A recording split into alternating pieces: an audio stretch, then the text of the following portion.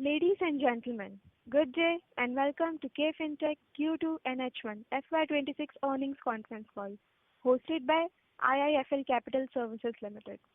As a reminder, all participant lines will be in the listen-only mode, and there will be an opportunity for you to ask questions after the presentation concludes. Should you need assistance during the conference call, please signal an operator by pressing star, then zero on your touchtone telephone. Please note that this conference is being recorded. I now hand the conference over to Mr. Devesh Agarwal from IIFL Capital Services Limited. Thank you, and over to you, sir. Thank you, Ikra. Good morning, everyone, and welcome to the Q2 FY2026 earnings call of Kfin Technologies Limited. Today, from the company, we have with us Srikanth Nadella, MD and CEO, Vivek Mathur, CFO, and Amit Murarka, the CFO of International Business and Head of Investor Relations. I would now like to hand over the call to Srikanth for his opening remarks, which will be followed by a Q&A session. Thank you, and over to you, Srikanth.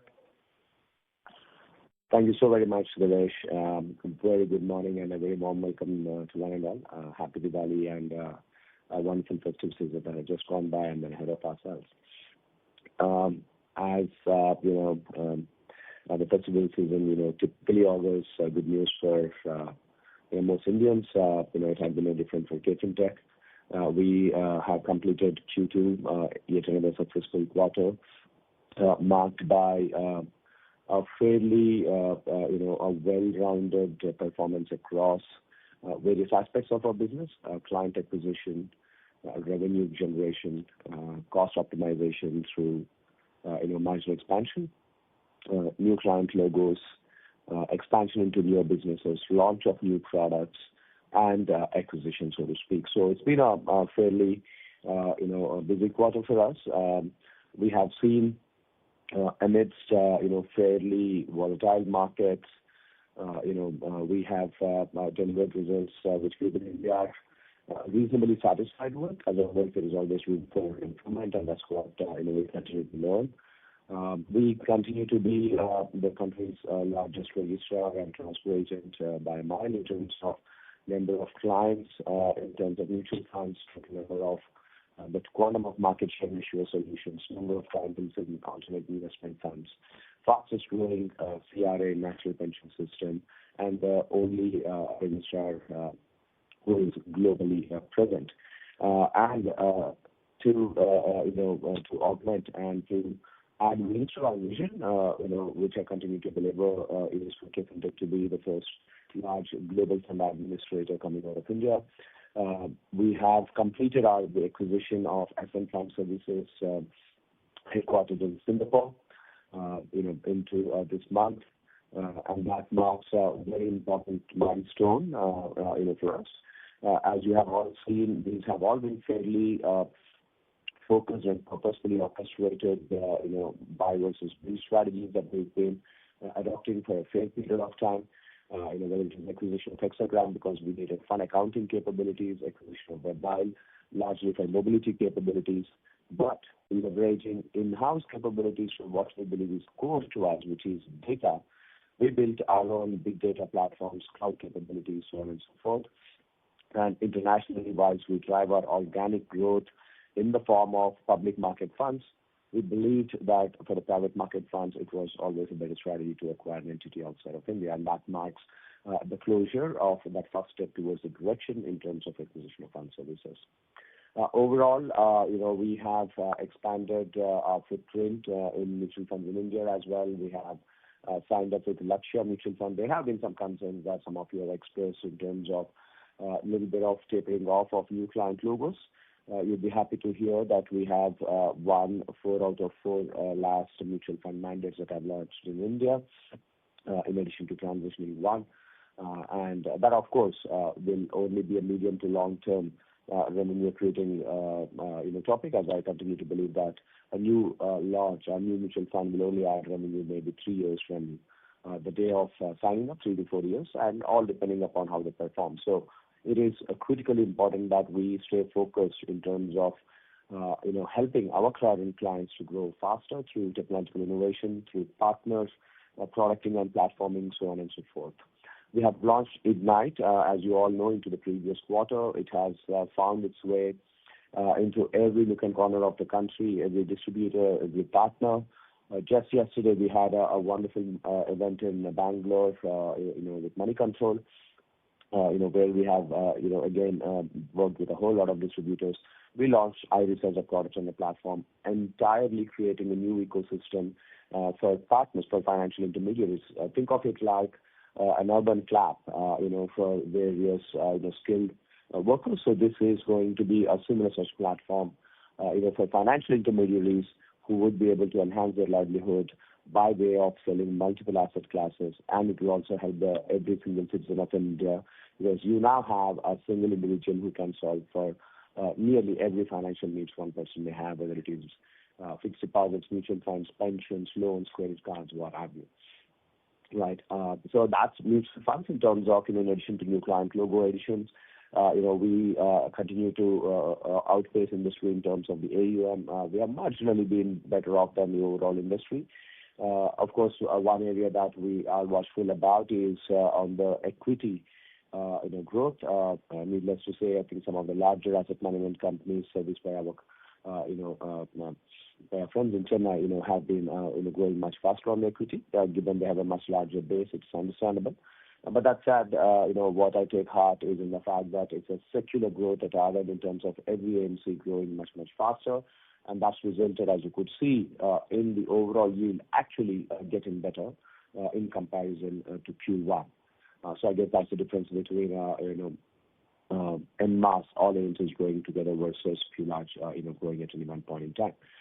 Our SIP book continues to hold well, closing closer to 40%, and I continue to believe any long-term projections should be tethered to where the SIP is today. If you have 40%, there is no doubt in my mind there will come a time into the history of Kfin where we will reach the overall market share to closer to that number, as SIP will be the determining factor in terms of the overall AUM over a long period of time. Issuer solutions, we have added nearly 500 odd clients. Every quarter we are adding that kind of a number. We are extremely focused now, not just in main board IPOs, but also in SME IPOs, unlisted companies, etc. We are building this for medium to long term, even though we are near term, this may not be massively revenue generating, all the SMEs and unlisted. But we are looking at a medium to long term horizon, and I believe that will add a significant amount of more to our organization. Something that also is slightly away from the mark-to-market vagaries that our industry deals with. We have launched country's largest IPO, LG, successfully so. And every week we have at least 3 odd IPOs happening from now till end of December, which augurs well for this year, of course, but more importantly into the coming year. As we all know, these are all annuity revenue contracts.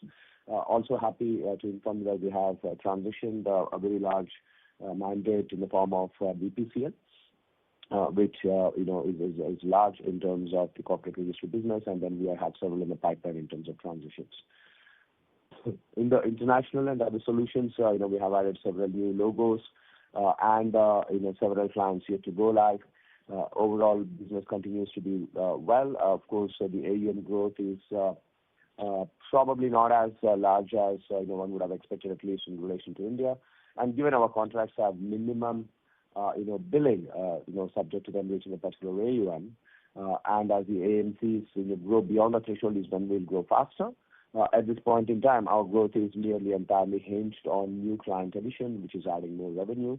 We have several large international deals in the pipeline. Some of them we were hoping to have concluded in the previous quarter.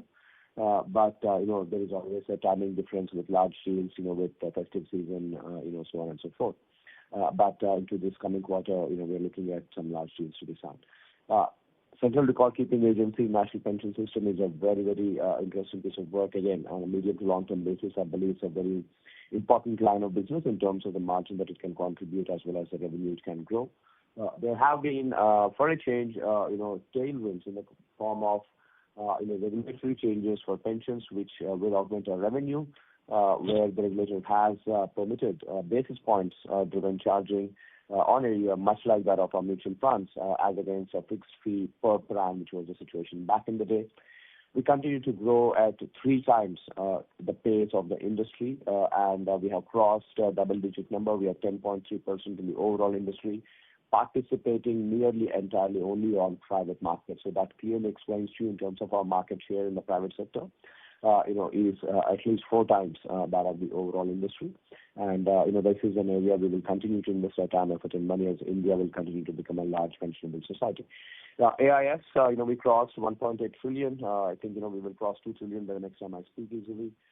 Again, a fledgling asset class and something that, we have, found our way from probably nearly nothing at all in terms of our overall book of business to manage close to 40% of the overall industry. And one that we are confident we will get close to 50% into the next 21 to 18 months. And in this city, our numbers are much higher, of course, close to 60% combined with SM. That gets to about nearly 3/4 of all funds are being managed by the combined entity of Kfin and SM. And remember that, we would like to keep, that number and then probably then, scaling it up as we progress in terms of our ability to serve multiple service, multiple other clients. Overall, the revenue numbers, you have seen, nothing for me to elaborate. We believe, if not for certain, M&A-driven costs and certain one-time costs, our margin performance would have been better than what you could see, which clearly augurs well in terms of, how we believe that the core, growth and its contribution in terms of the productivity-driven and very scientifically administered productivity-driven gains in terms of margin expansion is sustainable, notwithstanding the one-off expenditure that we have had, into the previous quarter or so.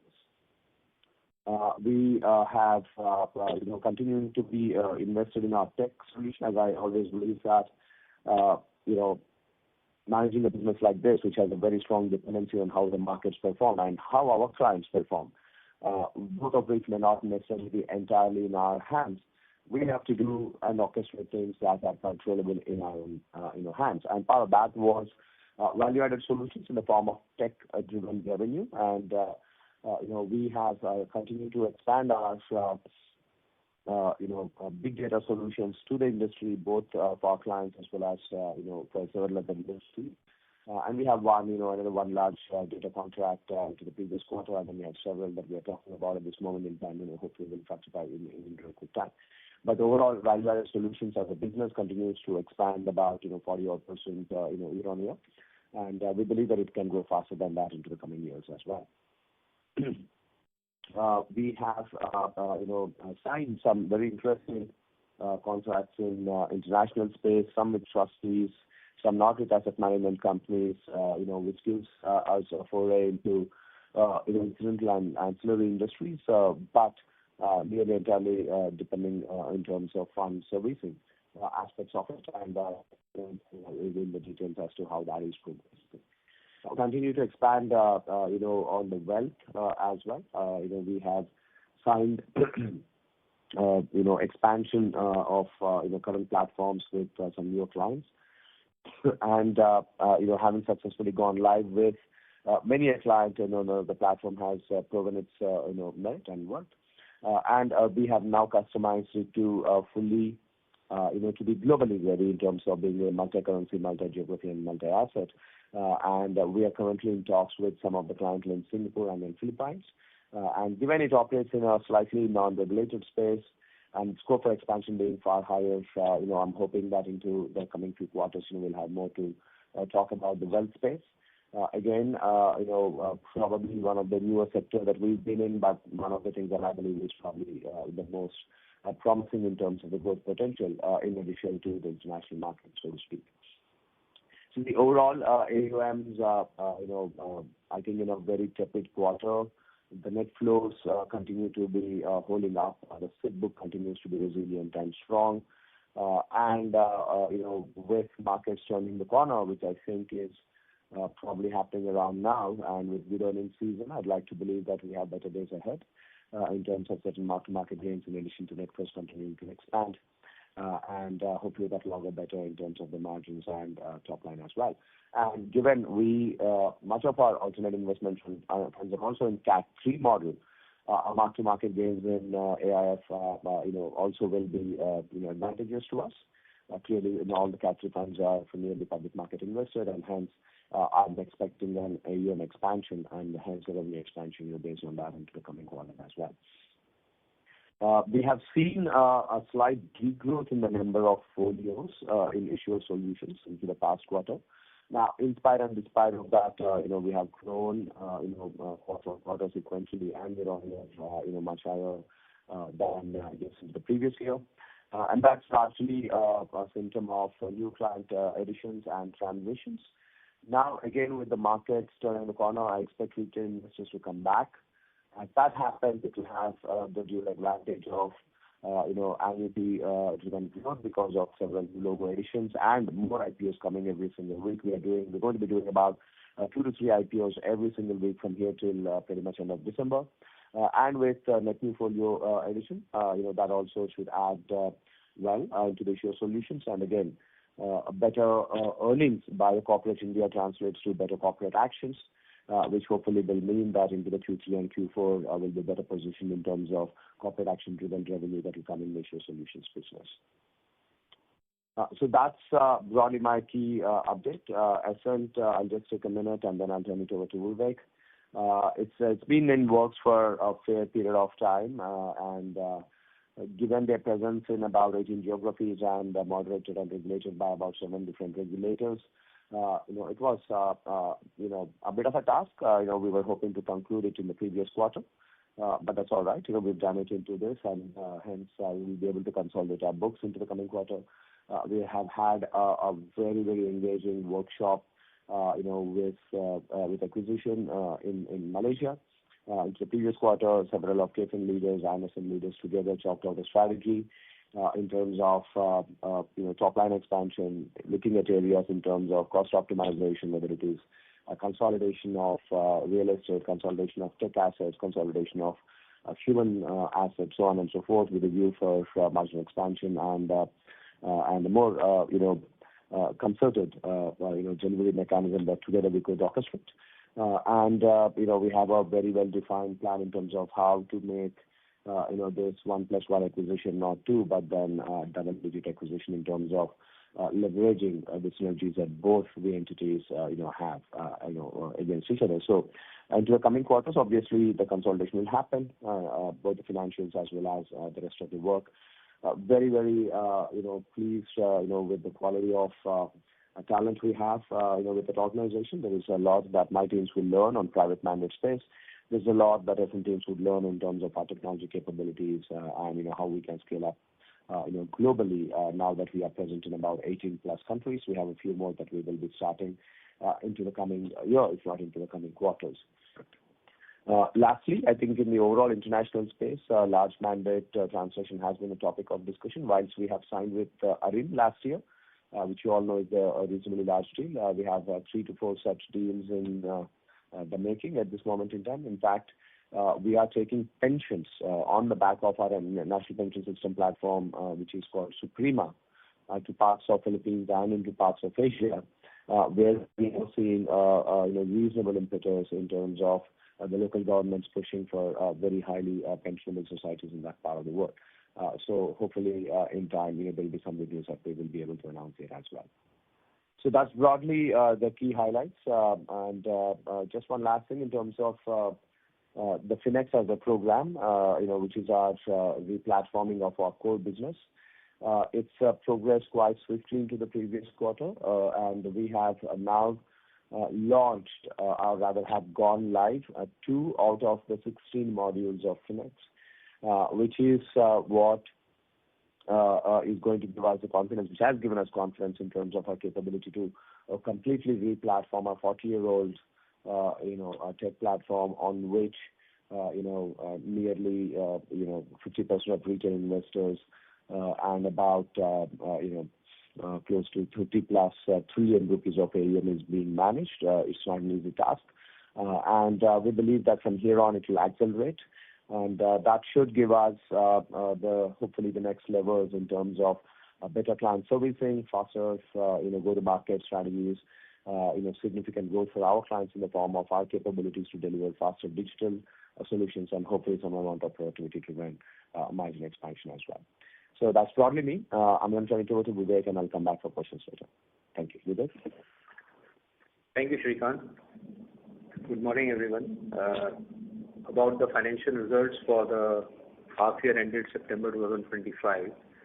For the Q2, we did 309 crores, which was 10.3% higher year-on-year for the same quarter, and sequentially 12.8% higher. For the half year, it was 12.6% higher as compared to last year half year. If you look at the breakup of the revenue growth on a year-on-year for the same quarter, the domestic mutual fund business grew by 10.2%. The international and other investor solutions grew by 7.1%. But if we look at the core business, excluding the GBS business, the growth was 26.1%.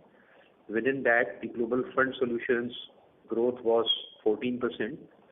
The pension business grew by 21%. The AIF, PMS, PWM business grew by 28%. Hexagram grew by almost 54%. Webile grew by 18%. GBS degrew by 70%. And if you look at half year, the growth in domestic mutual fund business revenue was 13.5%. And if you look at international other investor solutions, it was about 3.8%. But if you exclude GBS, the growth was 27.5%, which is the growth in the core businesses. Within that, the global fund solutions business grew by 12.7%. The NPS business grew by 26%. The AIF business grew by 29%. Hexagram grew by 87%. Webile about 8%. And GBS was negative by 77%. Issuer solutions business grew for the same quarter this year versus last year by 13.4%. And in terms of half year, it grew by 18%. So overall, the growth has been decent in terms of whether it is sequential growth or same quarter last year versus this year and half year. And from the overall perspective, the sales pipeline is promising, and we hope that we will continue to gain traction in terms of growth in revenue in times to come. And if you look at the EBITDA grew by 7.2% year-on-year for the same quarter. Sequentially, it grew by 19.2%, and for the half year, it grew by 10.3%. The EBITDA margin at the end of Q2 was 43.9%, and for the half year was 42.8%. If we look at PAT margins, PAT margin continued to be 30.2%. There was a growth of 4.5% year-on-year for the same quarter, and sequentially also it grew by 20.8%. For the half year, it went up by 8.4%. And for the half year, the PAT margin was 29.2%. So there were some one-off expenses that Shrikant mentioned, but I think we are range bound in terms of our guidance on EBITDA and PAT, and we are confident that we'll be able to maintain that guidance once even asset integration takes place in the next quarter. So the diluted EPS went up to 5.38, and for half year to 9.83. Cash and cash equivalents at the end of September was 690.8 crores. We have paid dividend of 129 crores post this quarter, and also invested in Ascent 308 crores. So as on date, we have cash and cash equivalents of 413 crores, 413, which is still very healthy in terms of our ability to invest for future, as well as to continue to maintain a healthy working capital. Happy to take questions now. Thank you very much. We will now begin the question and answer session.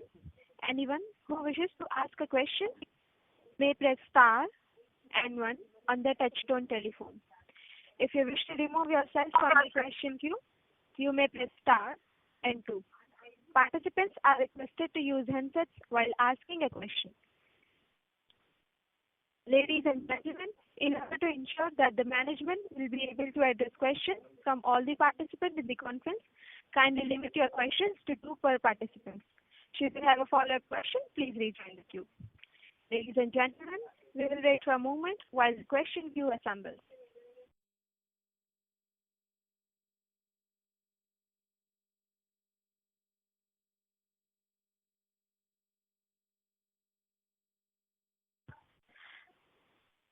The first question is from the line of Karthik Chelappa from Indus Capital Advisors. Please go ahead. Yeah, thank you very much for the opportunity. I have two questions. The first one is on issuer solutions. If we were to look at this quarter, we've seen a decent amount of margin compression in the issuer solution segment. While I note that base quarter margins are probably elevated and so probably not the right base, but nevertheless we have seen some compression. So could you just give us some color on what led to those margin compression and what is the sustainable level of margins going forward for the issuer solution segment? That's my first question. Thank you, Karthik. So there are two distinct reasons for that, and which is transitory and something that is not going to be repeated for a sustainable period of time. One is since there have been so many new IPOs that we have handled in the recent past, our labor costs are basically semi-linear, which means that up to a particular new client acquisition and addition, our current manpower is adequate to take on, right? And hence there is no additional cost associated with that. But once the number crosses a particular threshold, there is as much that can be leveraged out of existing staff, and then we'll have to add certain numbers. That certain numbers will then continue to, give us, certain amount of semi-linearity for a fair period of time without having to add new clients just because we are handling new clients or, new IPOs or new transitions. So there is a one-time slight reset of costs, which, spread across the newer mandate that we are winning will mean that the cost, per mandate will come down, and hence, the overall cost vis-a-vis the revenue that we're going to accrue, will come down, and hence the margins will come back to a better clip. Two, we have been in the context of, significant push, by the regulators in terms of unclaimed amounts to be given back, to the industry because, in the securities market we have several physical shares dating back to 1970s and 80s and 90s, and people who can't be traced to. And that, basically has resulted in several new claims that have come stating that, look, these shares belong to me, so on and so forth. Back in the day, they were probably worth a few hundred, but now they are worth several, tens of crores of rupees. And conscious of, the risk that is associated with this in terms of frauds and what have you, we have incurred certain professional charges, which is probably a one-time activity and may continue for another quarter or so, in terms of vetting the transactions that we're clearing. That once that is done, we'll go back to normalcy. So those two have had a transitory margin impact on issuer solutions. Our ongoing, margins, I'd like to believe, would be similar to what we've had in the past, with the exception of maybe 2 to 3 quarters. Excellent. Thank you for the detailed explanation. My second question is on the mutual fund RTA business. You did allude to in your opening remarks that the yields have kind of stabilized or so. So can we take it that going forward, at least for the rest of the year, the yields should settle down at current levels, which means on a sequential basis, the AUM growth and the revenue growth in the segment should more or less start to mimic each other? Is that a fair inference that we can draw from your comments? I would say yes, with the exception of minor movements, and that can be plus or minus, Karthik, okay? Because of periscopic pricing, right? I mean, if, for example, any one of the client has moved into the next year and the additional AUM coming from that is going to be slightly lower, that may have a slightly negative bias. And, as I've always explained, yield is not just discount driven. Yield is driven by which AMC is growing. Yield is driven by the asset mix. Yield is also driven by the pricing. So it is not only pricing, and it is strongly possible that there can even be a positive uptick. For example, if all my mid-tier AMCs grow much faster than my, larger AMCs, technically we may even see a positive surprise. So it's going to be hard to predict, but I would believe that it would be stabilized, around the current number plus or minus a very small standard deviation. Excellent. Thank you very much and wish the management team all the very best for the rest of the year. That's all from me. Thank you so much, Karthik. Thank you. The next question is from the line of Abhijit from Kotak Mahindra Asset Management. Please go ahead. Hey, hi. Good morning, everyone. My first question was on the KRA business. Sometime back, you mentioned about, getting into this line of business as well. So, was just trying to understand what would be the, the broad strategy. How would you, want to scale this up? How would you differentiate yourself? Any broad thoughts and some specific pointers in terms of strategy would be helpful. Thank you, Abhijit. So we have, whilst we have launched our product into the previous quarter, the go live actually happened this quarter. I did not anticipate, but there was delays in terms of integration that is required with all other KRAs, which basically puts the live operations into this quarter, into this month, in fact. So basically it's an interoperable solution, as we all know in the KRA. Our strategy, one of the reasons why we've gotten into KRA business is that we anticipate at some point in time a unified KYC for all financial services, right? So that's cutting across insurance, banking, mutual funds, all the kind of asset classes. And, in the wake of it, it is, possible that there could be a very large addressable market, and that is something that, we were not willing to or wanted to move away. And more importantly, there is a significant amount of value-added solutions we can add to our current clientele, notwithstanding the fact that we also have relevance for such solutions in all my international business broadly. So that was the reason why, we got into the KRA business. We are differentiated, by our technology. We are the only, KRA who has a complete API-driven architecture. Its tech solutions are differentiated in terms of, how strong, resilient, and quick in terms of turning around a KYC. We can complete a KYC and close it within 3 minutes to 4 minutes, much faster than the rest of the industry. We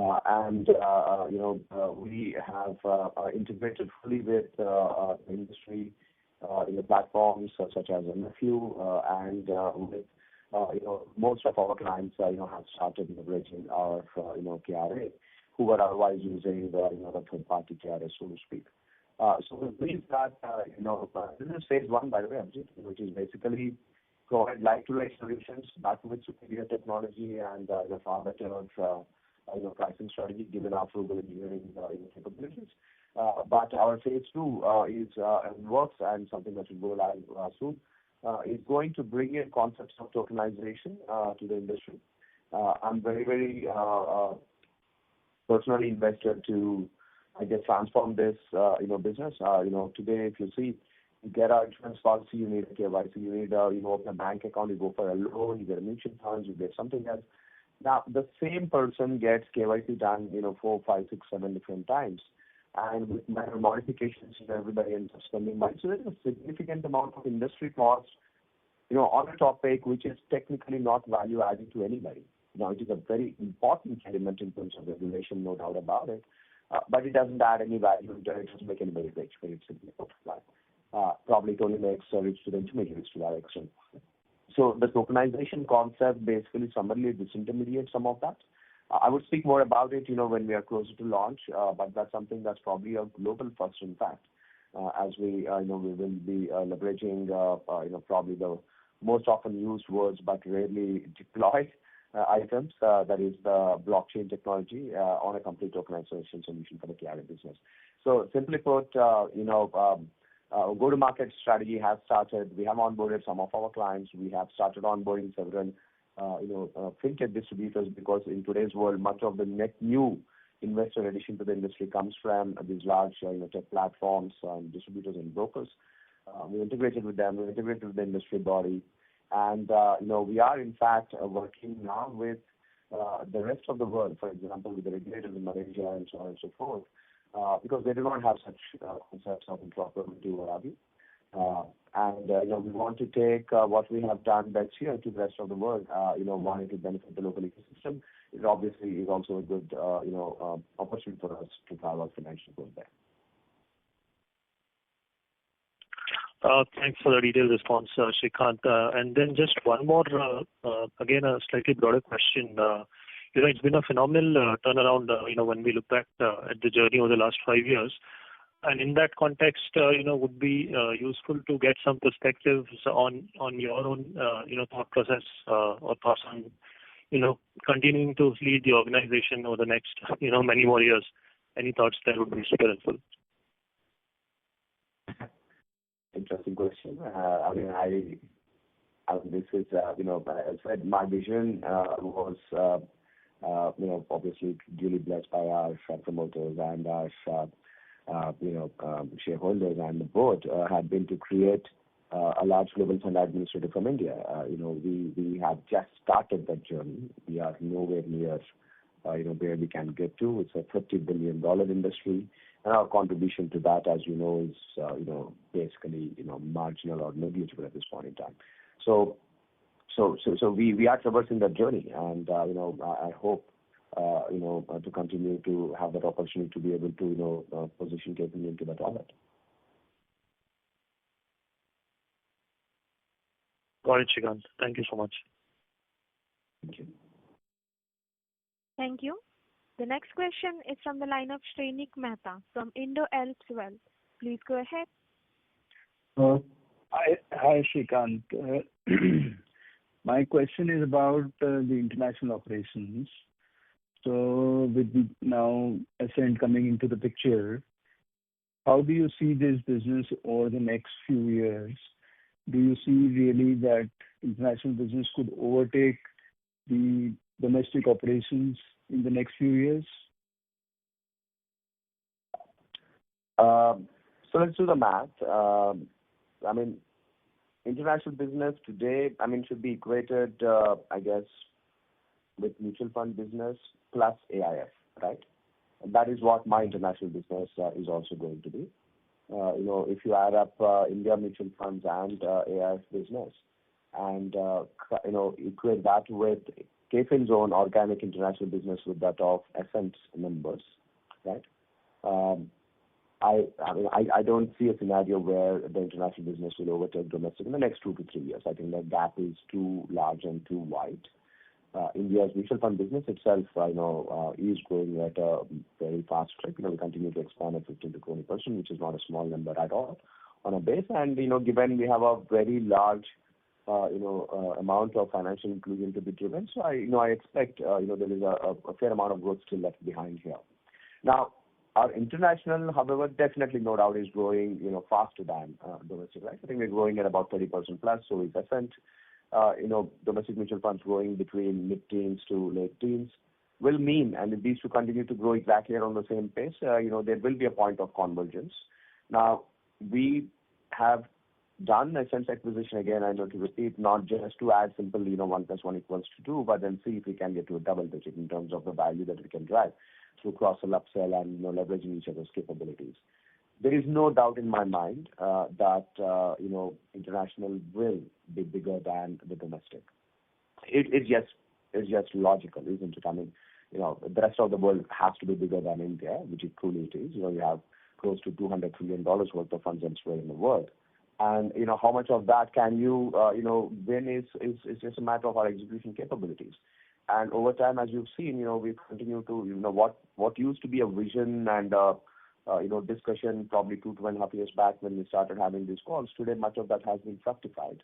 I believe that it won't happen in the next 2 to 3 years, but I would be surprised if it won't happen in 5-year horizon of around that, because keep in mind that the domestic funds will continue to expand at 15% year on year. That means that on a very high base, mutual funds in India itself will be a much larger revenue. To beat that number, international has to grow much faster, and that is what we are hoping to get to. Today, for example, total share of mutual funds versus the rest of Kfin businesses has dropped to 62% this quarter. Now, next quarter, we will be consolidating Ascent's numbers. Once you consolidate that number, mutual funds will come down below 55%. right? And with the businesses growing faster, we are obviously already looking at less than 50% contribution of mutual funds versus everything else. So that will continue to play out into the coming years. All right. Thank you. Thank you. The next question is from the line of Swarnabh Mukherjee from B&K Securities. Please go ahead. Yeah, sir. Thank you for the opportunity and congrats on a good set of numbers. 3 questions from my side. First, on the mutual fund segment. So I just wanted to understand that of the revenue you have reported in this segment, what is the proportion of value-added services in that? Because you have given a number of 9.3% of total revenue, which is around 28-30 crores.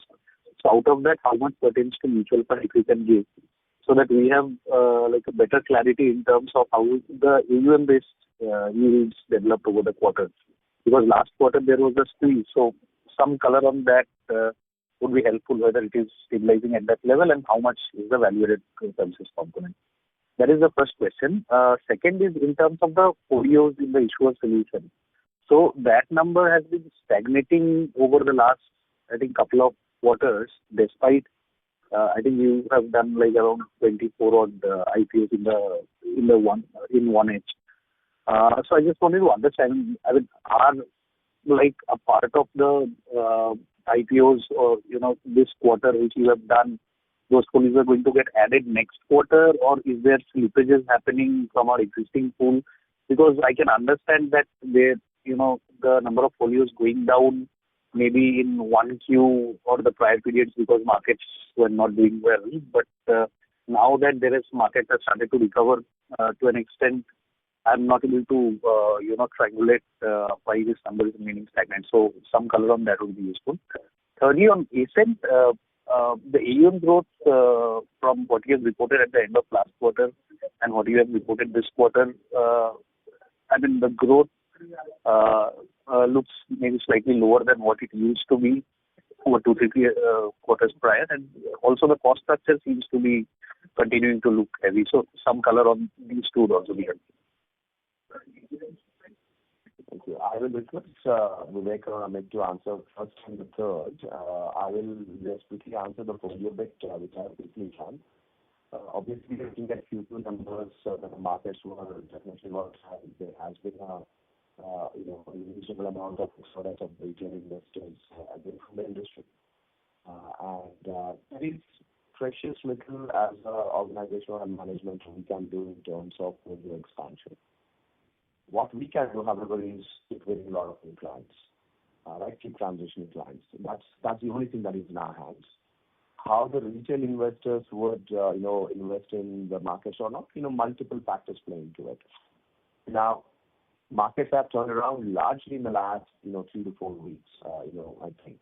And I'd like to believe that you will see expanded number in the folio count for this quarter as we come back into the next quarter to discuss this topic.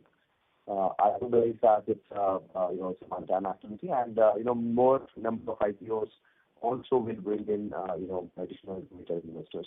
So basically, what happens initially when the market starts to turn around, much of the consolidation still happens with institutional investors buying and not retail investors buying.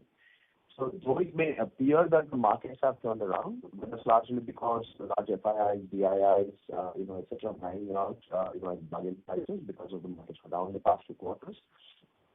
Now, if I have, let's say, 10 crores worth of investments, and that all 10 crores is bought in by one particular mutual fund or a DII, it's just one folio for me. But if that were to be bought by, a crore retail investors, that is crore folios for me, right? So as you can see, the market cap would exactly be the same. However, depending upon who's buying and who's transacting has the material impact on our revenue lines there. So yes, I think the initial spurt and growth of our market will not necessarily, drive retail participation. Retail participation usually comes when there is a momentum. That is when the retail investor starts feeling that there is a FOMO, so on and so forth, and start coming in there, which I'd like to believe is going to happen sometime around now, and hence the retail folios should expand into this quarter for the next 2.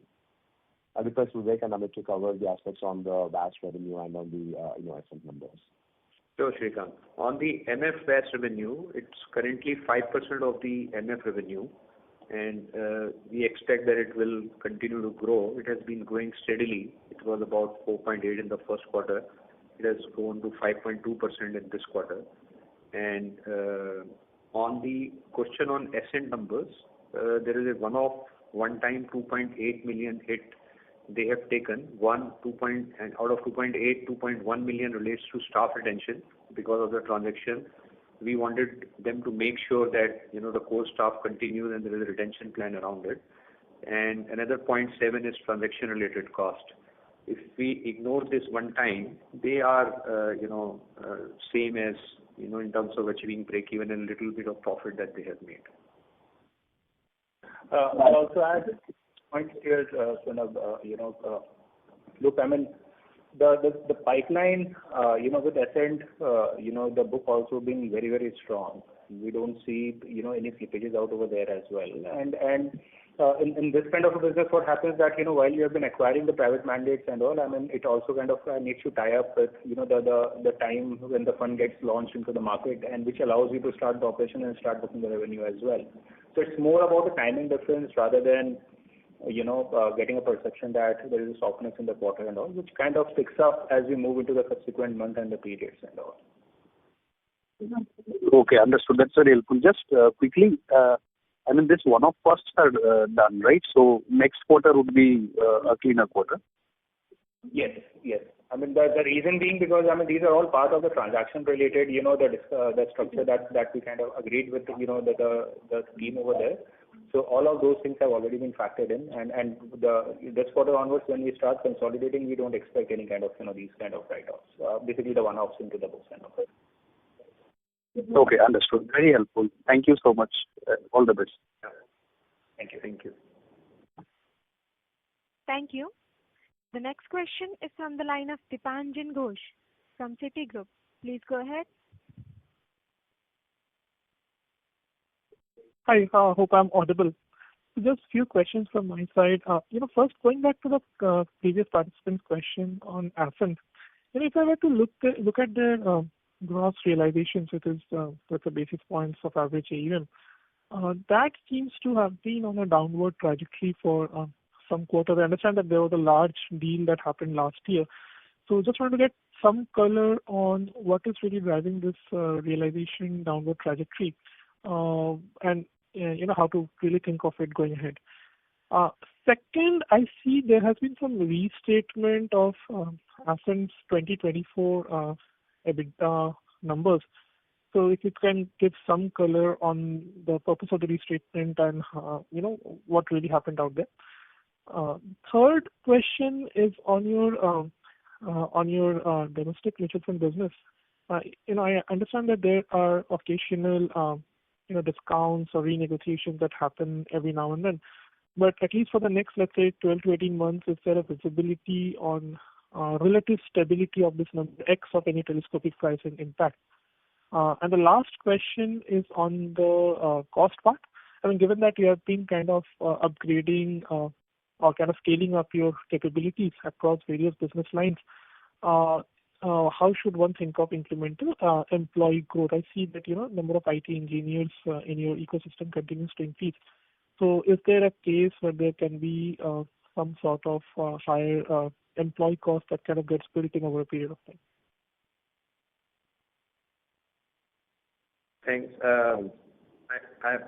Shrikant, I'm requesting Amit to talk about Ascent, and then maybe you can pick up about domestic mutual fund, and then I'll pick up the cost. Amit. Yeah, thanks, Vivek. So look, I mean, Dipanjan, I mean, as far as the realizations are concerned, I mean, they are in the range of around 6 to 8 basis points, on an average, and we expect I mean that kind of the range would continue. So even on the base of the July 25 numbers, also if you see, I think that translates close to around 6.5 kind of a basis points and all. And this is considerably higher than what we have, around 5.2 basis points, in our the GFS business and all.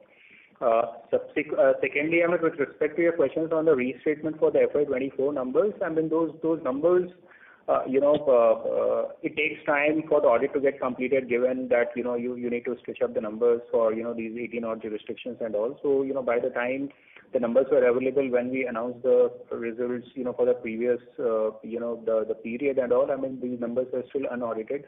And these adjustments basically are nothing but just, with respect to the audit related, the extra provisions for the cost, that they have credited into the books and all. So these are pertaining to, those numbers. Shrikant, do you want to pick up the telescopic pricing stability?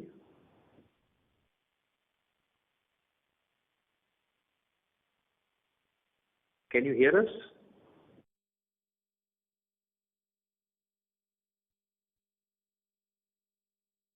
Yes. Sorry, I thought you were going to pick up the cost conversation. So on the mutual funds, Nipanjan, it's I think it's we had a material number of contracts that got renegotiated into the past 6 to 9 months, right? And that is obviously a cyclicality in terms of when the contracts are being signed and the duration of each of the contracts. We have 2 contracts that are to be negotiated, one next year and another 1 year after that, which may have a marginal impact on the yields per se. But I guess it's fair to say that we will be in a reasonable range bound, and there will be stability of yield. You will not see probably a big drop like what you saw into earlier this year into the coming 2 years for sure. That's on that. And as far as the cost is concerned, we have the employee cost, like like how I explained in the case of Issuer Solutions, is also semi-linear in the case of mutual funds, right? We will, as the new clients, so for example, in the last 12 months alone, we have added close to 10 new clients. We have signed 4 new clients in the last 3 months to 4 months alone. Now, for each of these, for a certain period of time, we will incur the cost, and there won't be any AUM and payment revenue. So clearly, you will see a certain cost expansion. If I look at it in isolation in terms of headcount, what have you. But that will continue to get optimized, or negated in the form of, our fully purposefully driven, tech capabilities to driven productivity. I've explained about Phoenix as a program, which is basically our, very strong intent in terms of replatforming it. And it's a very complex job, quite honestly. It's like, changing the tires while your car is moving at 200 kilometers an hour. I think having gone live with a couple of modules and with more visibility into more to happen into the coming quarters, that should give us the right kind of support to ensure that we don't continue to expand, headcount, right, in given the cost. But again, just to also add a point, I think what you will see is into the coming years, it won't truly be the cost of people that will be material. It will start to become, your tech costs will become more and more, expensive, right? And we need to have an eye on that, and hence this entire tech, transformation program. So think of it this way, if it is people, we have other solutions, right? I mean, you can basically look at bottom of the pyramid, you move into tier 2, tier 3 cities, right? Extended working hours, or rather, shift B, shift C, so on and so forth. There are other solutions that you can optimize a human being's cost. But when it comes to tech, it won't be that simple and straightforward, right? I mean, much like my clients may come to me for discounts, my service providers, that is, whether it is Microsoft or, Oracle and AWS and so on and so forth, it is a, non-linear relationship. I mean, we only get, let us say, that, price is going up, right? And given the dominant, geopolitical situations they are in, they're able to do that. So we are actually even more invested in basically solving for the future, and not just for a limited amount of headcount expansion, but how do I basically ensure that tech costs do not spiral out of control as the data component keeps expanding. For every 1 rupee of AUM, there is a significant amount of data that gets piled up, right? And that's a cost that we pay downstream. So there's a large program on that. We have our eyes very firmly set in terms of, optimizing costs both on people and, non-people costs. I think people costs we've been doing reasonably all right. You will expect a certain amount of small semi-linearity kicking in, or rather has already kicked in the context of several new mandates that we have added. cost of regulation, we now have, and cost of surveillance, cost of fraud detection. Now, mindful of the fact that none of these are revenue generating, but nevertheless will add to my cost. In spite of investments into all of those areas, we continue to maintain our reasonably healthy profile on the margins in mutual funds. But that said, we'll be focused on tech. Thank you, and Amit and Srikanth for the detailed answers, and all the best.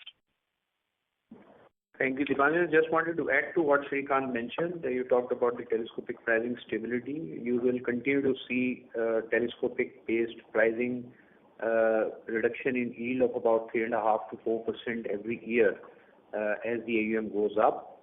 And on the cost of IT employees, we still spend about 18% of revenue on IT. The number of transactions in domestic mutual fund alone, what we used to do in 2023, now we are doing almost similar transactions for the first half of 2026. While the overall headcount has gone up only by 15%, volumes have, almost doubled in half year as compared to what it used to be.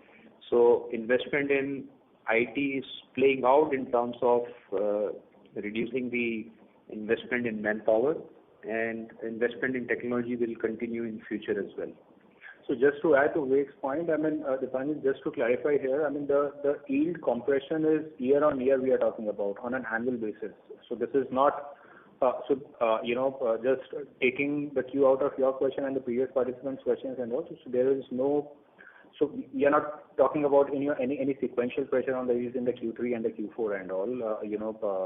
This is only on the fiscal year to fiscal year, what we are talking about here.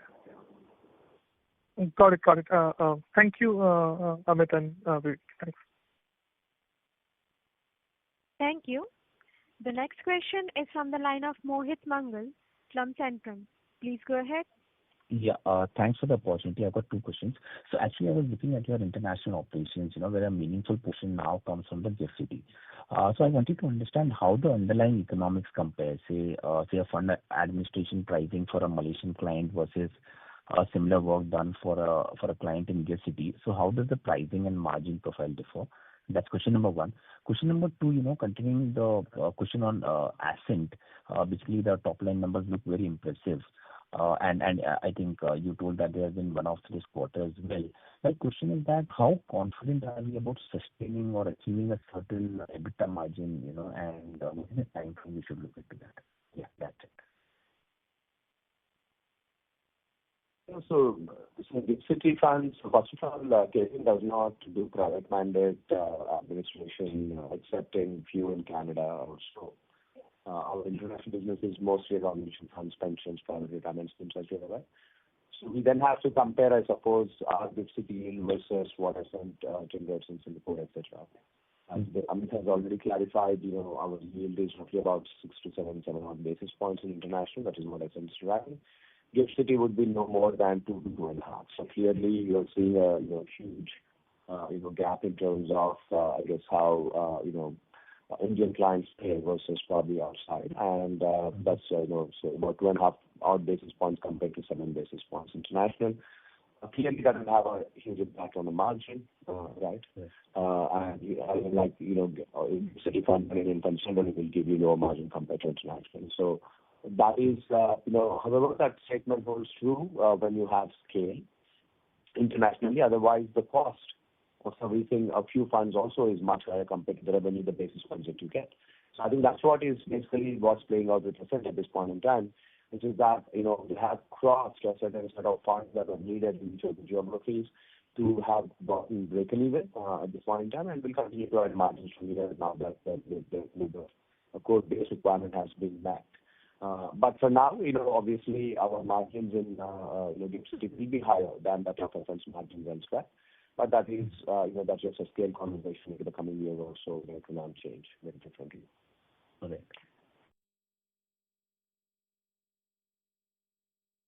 I'm sorry, I think there was another question about the Ascent EBITDA margin. Yeah, it's very early days, right? I mean, it's a young organization, 5 to 6 years, have managed to scale up rather quickly.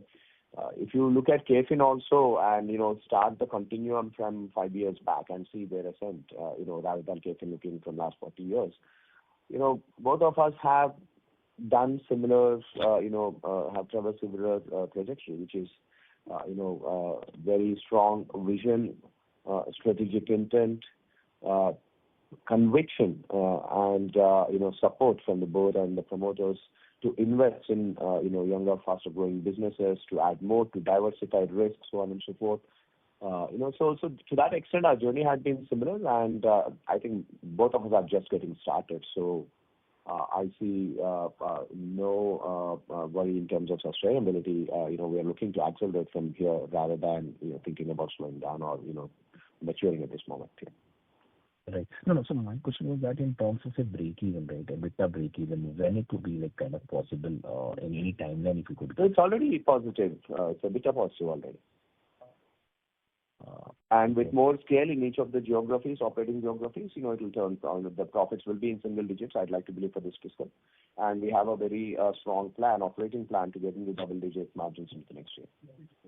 Understood. No, so actually, I was looking at your PPT, slide number 28. So it is 2.7 million negative for financial year in July 25. So Shrikant, I'll just take that thing. So Mohit, that 2.7 is basically, after the adjustments of, that one-time 2.8, which what Vivek explained, that, there is transaction-related, the cost of 2.8 million that they have kind of accounted for, in the fiscal 2025. But net of adjusted for that, it is already breaking even at all.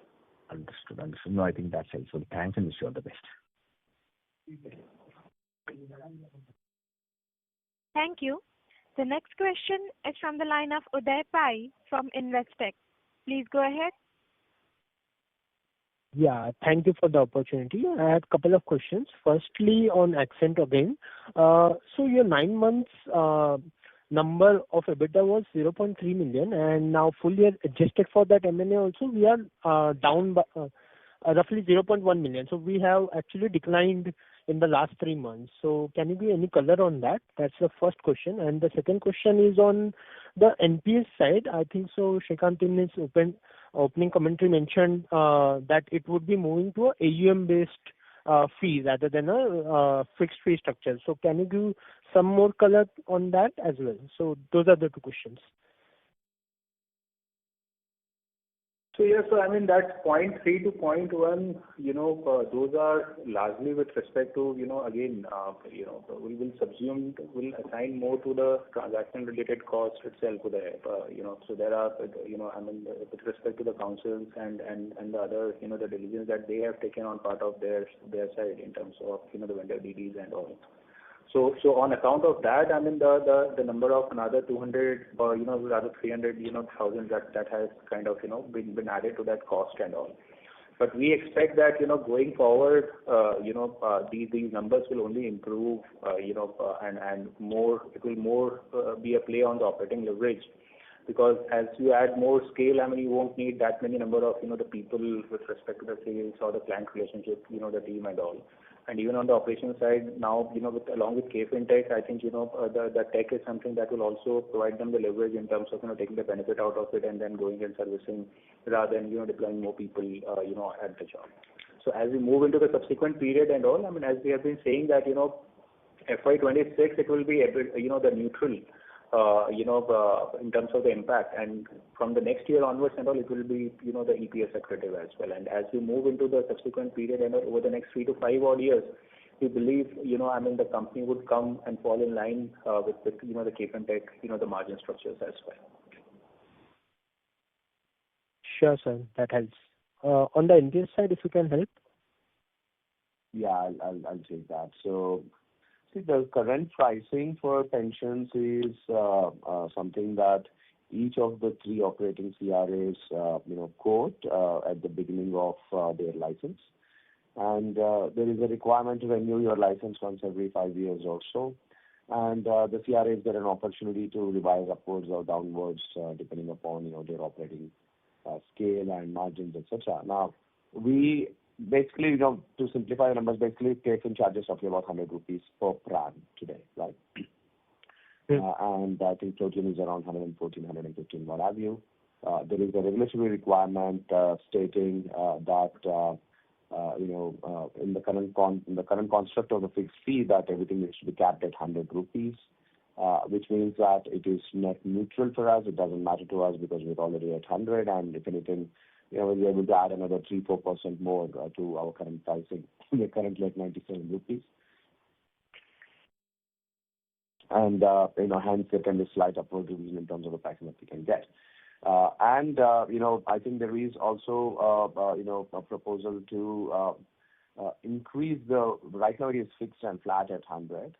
But now there is a corpus-based, fee that is coming into play, which means that, up to 2 lakh rupees, let's say if a subscriber, NPS subscriber has up to 2 lakh odd rupees, we'll charge about 100. But if it becomes 2 lakh plus, then it'll get to about 150 rupees. 10 lakh plus, will get into 300 rupees, so on and so forth. So as pension corpus increases for individuals, and rightfully so, our fees, for each of those particular plans, will expand.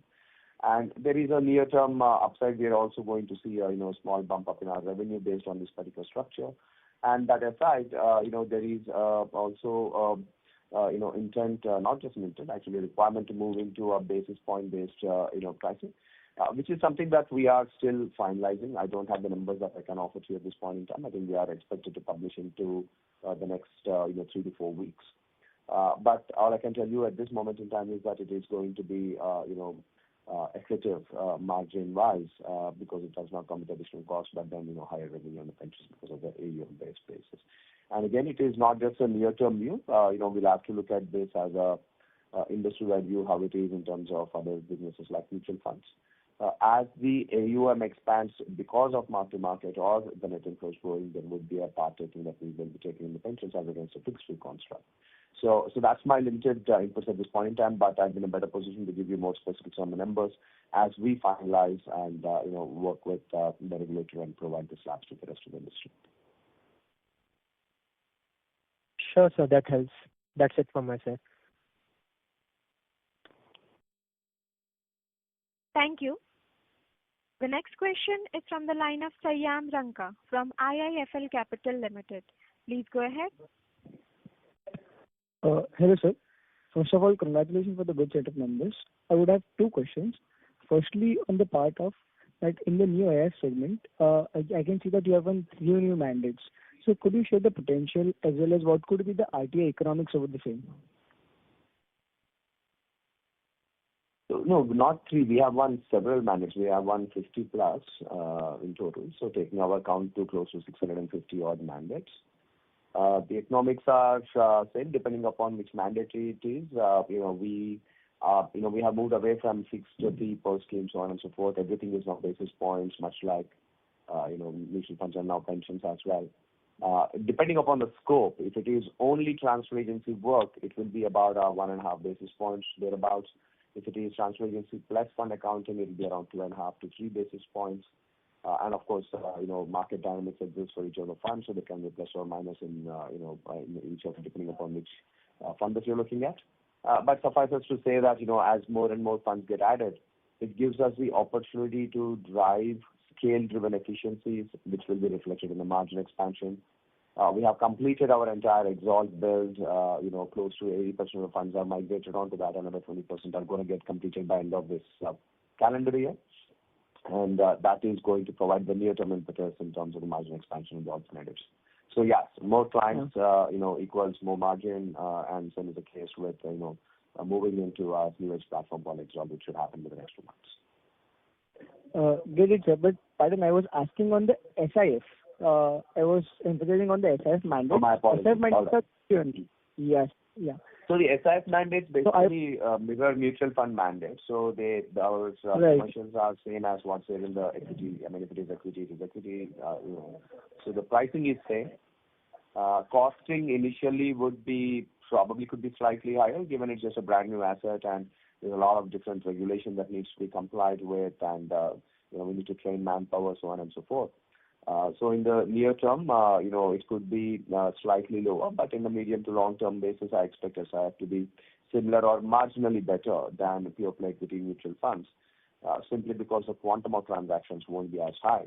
even as the nature of the or the exoticism of the transactions could be slightly different, can be mirroring more AIF and mutual funds.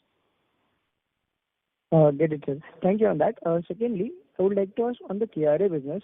So, is there a development that would avoid AMCs to pay for a record which has been already faced by an AMC? Do the current regulations allow this? And following to that, what will this do to your plans for KRA? Thank you. So this is an evolving discussion in the industry, but very it could be the short answer is yes. There were discussions that have happened, with industry board and regulator and the AMC, so on and so forth. It will come to play. I'd like to believe at some point in time this calendar year itself, so this fiscal year is not calendar year. What it will do to the KRA industry, it is not a net positive for the KRA industry without a doubt, because much of the revenue comes today from fetching the KYC report, as individuals invest in other mutual funds. So interoperability costs, so to speak, and interoperability, the fetching costs, etc. Why it is not as binary black and white that you fetch once and you use it hundreds of times, because many a change can happen in between. Individuals' address can change, mobile numbers can change, or you. So all those changes mean that what you fetch cannot usually work, and hence you need to anyway switch them when you fetch again. So it's a net negative for the KRA industry, but something we'll have to wait and watch as to how it evolves in the coming quarter. That surely helps, sir. Thank you. Thank you, sir. Thank you. Ladies and gentlemen, due to time constraints, this was the last question for today. I now hand the conference over to Mr. Vivek Mathur for closing comments. Thank you, and over to you, sir. Thank you very much to all the attendees for attending the earnings call today.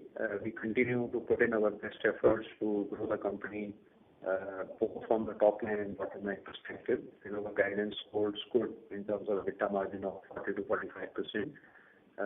In the next quarter, you will see the integration of Ascent and its impact on the top line and bottom line. Thank you so much for joining today. Thank you, sir. On behalf of Kfin Tech, that concludes this conference. Thank you for joining us, and you may now disconnect your lines.